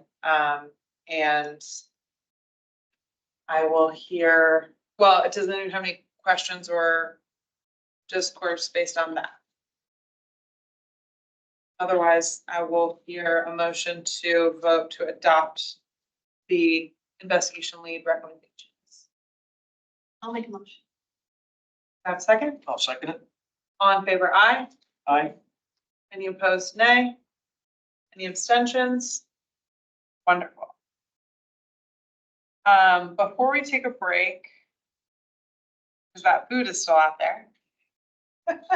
And, it's easier if we don't have to take it all home. There were two other elements I want to circle back to. One, Captain Kim, in this 2-year kind of reflection, and because of the evidence testing thing, I do want to acknowledge how much work you've put into I deal with a lot of enterprise software systems, and they're very frustrating and they're very tricky. And that is kind of one of the many facets of institutional capacity that we're all kind of mutually building. So I really appreciate how much time you've done. I know since our last meeting, you've put a lot more time into kind of markers and annotations and that stuff. So I take that as a signal of your kind of openness and partnership, and I'm grateful for that. So I want to reflect that specifically to you. But the other thing that stuck out to me in the conversation, not related to the case, but to broader conversations we've had about discipline and recommendations and personal contacts and that stuff is, you pointed out this officer is so kind of mature in their professionalism that if you were to ask them, what would you do differently? You're pretty sure he would say what you would recommend.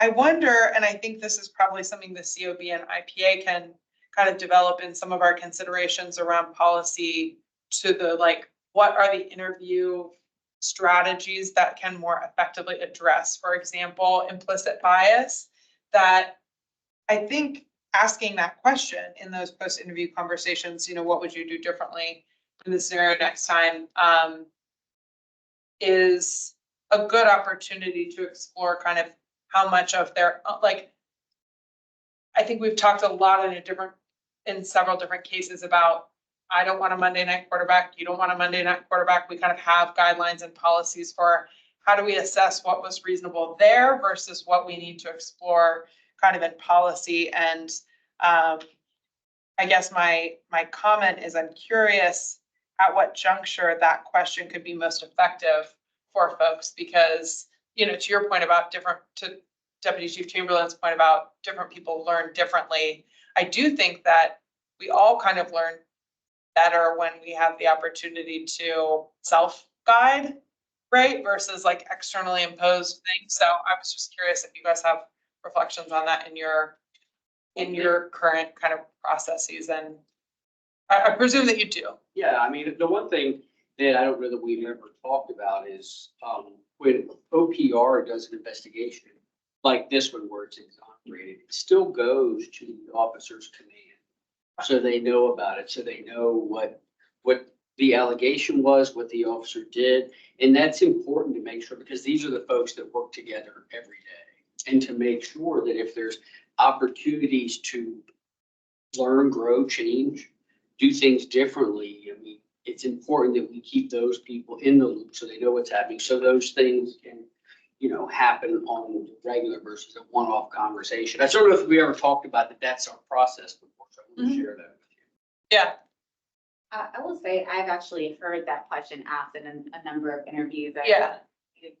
I didn't know that if you were gonna mention that or not, but I Always have. say, okay, well, what would you What do would you have differently? done Yes, differently? Yeah. you asked those. Now, maybe we could say, like, we should ask that in every single interview.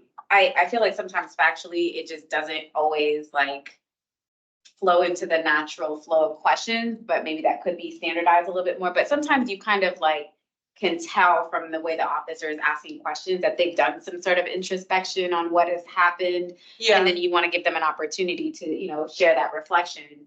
And then sometimes you can tell the opposite, where someone still is not really clear on what they did wrong and they're going to double down. And so it's also Sure. important to hear that as well. But that question does come out. In several of the interviews. In several of the interviews. Something that Captain Kim and I talked about earlier and kind of on your comment sheet, Pen, is that there are a lot of internal things that happen to address some of these issues long before it comes to the COB. I don't, you obviously haven't been writing your reports before to an audience. You've been writing them as an internal document. Yeah. So it may be helpful moving forward to name some of those things that you all have done proactively when you're writing these reports at the COB, because then they'll know how you've already addressed the issues. I think that's an important thing. We talked about that. Yeah, exactly. Yeah, because it's something that you're doing proactively that I think is a good thing, and certainly, people should be aware that that is already taking place. Yeah, so it's funny because the chief brought that up, I think a couple of nights ago, when he asked me about that, and ensuring that, because for the longest time, we weren't writing to an audience, to basically make sure that we're spelling it out for all of you, for your benefit. And then probably like the last little cherry on top of that, cake, if you will, is to be like, and here's what we are currently doing and what we continue to do in the future. That piece we've never had to do in the past because we're writing it internally, but then sort of understanding, well, wait a second, who else is reading this other than the staff, that already know what we do every single day and don't have these questions. And so, yes, that's a fair point. And then the other thing is, I find it to be easier to have the what would you do different conversation, a more openness when people don't feel like it's part of the investigation. Well, they're asking me that because they want to know that I did something wrong. Having it like, okay, we're done with the interview. This concludes the interview, blah, blah, blah. It's XYZ time. And I think you've all seen that. Okay, man, like. Well, let's that's sit down. what I mean. What would you do If different? I'm asked at a table and, Yes. the tail end of a bunch of questions indicating that I possibly did something very wrong. Yeah. Whereas like, Yeah. a few weeks later, my ability to kind of, I ruminate. I don't know. I think one of our common and collective human struggles is that in most situations, most humans confronted with you did something wrong, it's just an instinct to be defensive. Yes. And training ourselves to move past that is an exercise that some of us have a lot farther, to go than others. And I certainly have my own kind of experience with, do you Monday night quarterback yourself longer into the future than, the instance and the situation? And are there like different time intervals for that question to offer the kind of, and I recognize that we're already dealing with a lot of administrative protocols and process. So this isn't, really directive in that way, except just a reflection that's, I think, a lot of times how, I don't know, I was thinking about what you said, how people learn best. And that it is sometimes just a lot easier to kind of absorb when it's your own opportunity for growth and not an externally imposed. It's one thing, and I think a lot of people do this in policing in general. I don't think it makes any of us stand out in that regard. But, one of the things for myself is that I just really replay my whole day. And I've done that ever since it was day one, even academy. And so did I do that like to the best? And that may be a little bit of my OCD part of me as well, but how would I do that differently? So I do think people do that. We do that even in our part of our training, like you'll pass and say, hey, what if you saw this as you were driving by? Playing the what if game with yourself too. So I think that's one of the ways that people make themselves better, but how that person is actually bringing that information in is special for them. Thank you. I should probably do more of that myself. I think that is a more general human best practice, not specific to this. So, okay. We'll take a 5-minute break. Please eat food and take any, and thank for our guests if this is the right juncture to. We've got, after the break, we have public comment, IPA report out, open discussion, and adjourn. I suspect it will be brief. We won't be offended if it's late and you want to go, but we'll just take a quick break. And thanks for the folks joining us online. We'll be back for public comment, IPA report out, open discussion before we adjourn. We appreciate you guys sticking around. All right, another sandwich. Some cake. Some cake, some pepper.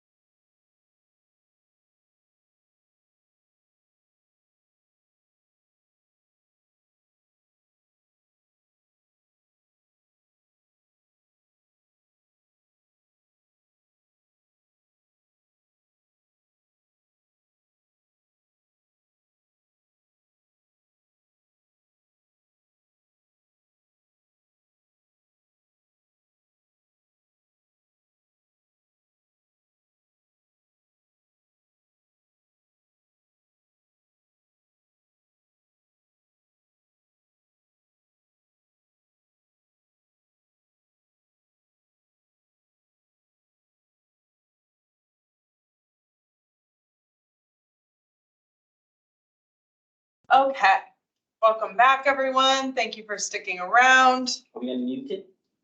Okay. Yes, are we on mute? Yes, okay, perfect. So we have a period for public comment. If there's anyone who'd like to comment from the public or members of the community here in person. Otherwise, we will move to Mummy's report out. Comments? No? No hands raised? Wonderful. Mummy, let's move to the report out. Thank you. First, I just want to start by saying congratulations today on being vice chair. Hard fought. Really appreciate you stepping up and taking on a position of leadership. You've always gone above and beyond in your service as a COB member, and I'm sure you will continue to do so as vice chair and probably wow me even more. But I'm just really excited to be working more closely with you and just really grateful for the contributions that you've made to the COB. Thank you for stepping up. I also wanted to flag that we hadn't got a chance to put in writing our kind of protocols about evidence collection, but we've tried to just kind of communicate internally just in the interim between last week and this week to make sure that everybody knew what specific materials needed to be reviewed and by when. But Julie and I, hopefully in the upcoming week or so, before our next meeting for sure, we'll try to put that into writing so everyone will be we'll have that and know exactly like when things are going to be when the evidence review is like due. I also am working with Julie to calendar out the complaints for April, May. We probably might go into June just to get us caught up on all of the 2023 cases and officially close those out. And so as soon as we finalize that, I will send those out. We already know which ones we're going to take up for April, so I'll be sending that out before the end of this week, just to give you guys as much advance notice as possible. But we will need to confer with OPR as well to just kind of make sure that we're on the same page about what evidence we think is key. The idea is to try to cut down to give you all just the essential pieces, and then obviously the investigation leads will look at more information, but we understand that from a capacity perspective, looking at everything may be difficult. So we want to point you all to the specific pieces of evidence that are relevant to the allegations. And we want to be on the same page with OPR about what those things are. And so that kind of encapsulates what we are anticipating for the written protocol. But I will let you know before the end of the week what investigations we're going to be looking at for April. And then just hoping that, the more advanced notice you have, the better, because I know we're going to be in high gear for the next couple of months, knocking out multiple investigations for hearing. Also wanted to just flag that we are shockingly coming up on 1 year anniversary of getting the MOU passed, which is kind of crazy. But just wanted to flag that out there. We did set it for annual review. So I don't know that we're going to necessarily do that like right on the 1 year mark, but somewhere around that time frame whenever it makes sense for us. So if there are any sort of things that we want to collectively be thinking about looking at in the MOU, things that are working well, things that are not working well, I think it's an opportunity for us to take an assessment of how the system has been working and any tweaks that need to be made. And those are the main things. I'm going to keep it brief tonight. So there's nothing else that's super pressing. And if there's anything else, I'll just send it out by email. Thank you.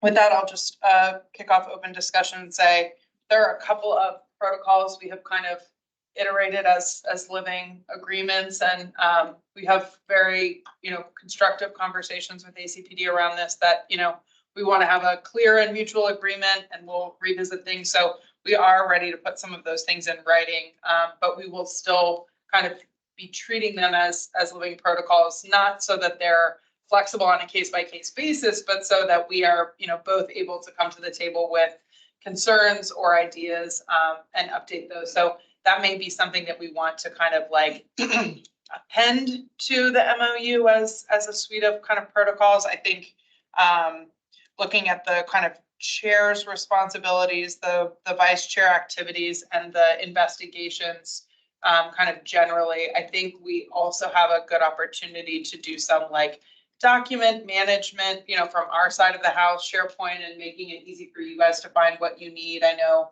digging through emails for different things is not always the fun way to figure out, like, I know this is somewhere. So that's on me, and that's my goal for the next, that's my goal for April. My goal for March is that I am delinquent in getting the annual report and the completed reports out. So we're going to try to clear that backlog before our next meeting so that we're kind of administratively all caught up and able to kind of iterate going forward. So those are things I'm going to circulate to you all in the next couple of weeks for preview. Candor, always welcome. I think in general, there are some stipulations about, having conversations in serial, me talking to each of you versus in public meetings for decision making. So I will I'll check back with, I think it's Graham, who's probably best able to answer our questions on what is the right mechanism for you guys to deliver feedback, because we can't deliberate, in a shared document the way that we do in our job. So I'll get updates on that before those documents come to you all. But other than that, the floor is open. Any comments, questions, reflections, ideas? Hearing none, I will say we've reviewed all of our agended meeting items and declare us adjourned. Thank you all so much for coming. We really appreciate the in-person participation and the virtual participation online. You're always welcome. Please keep joining us. We really love having you. See you next time. Thank you all. We're gonna have to come up with a Mr. Rogers sign off. Closing music. Yeah, a little closing, yeah, off the stage. So now that we